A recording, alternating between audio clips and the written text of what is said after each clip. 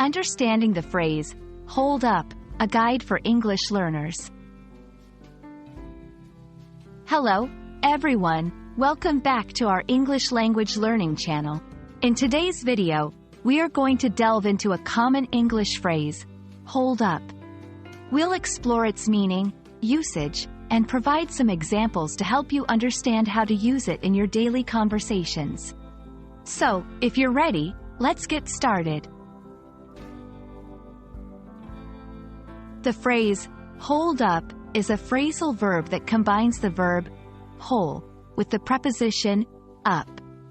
But what does it actually mean? When someone is holed up, they are in a place where they can hide or take refuge, often to avoid a situation or stay away from others. It implies a sense of staying in one place for an extended period of time. Now that we know what hold up means, let's talk about how to use it. This phrase can be used in various contexts, but it is commonly used when someone is trying to avoid attention or stay out of trouble. It could be because they are working on something important, need some time alone, or are trying to stay safe.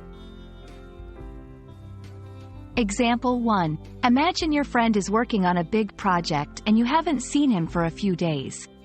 You could say, he's been holed up in his room all week working on his project. Example 2. In a more dramatic scenario, if there's a storm outside, someone might stay indoors to be safe. You could describe the situation by saying, they are all holed up at home until the storm passes. It's also important to highlight some common mistakes that learners might make when using this phrase. One mistake is using hold up in a positive or cheerful context, as the phrase generally carries a somewhat serious or neutral tone.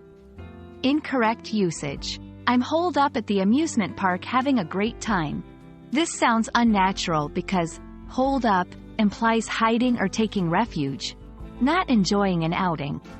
Correct usage. I'm spending the day at the amusement park having a great time. And there you have it. Now you know how to use the phrase, hold up, in English. Remember, it's a way to describe someone staying in one place, often to hide or take refuge. We hope this video has been helpful and that you feel more confident using hold up in your conversations. Don't forget to practice, and we'll see you in the next video. Happy learning!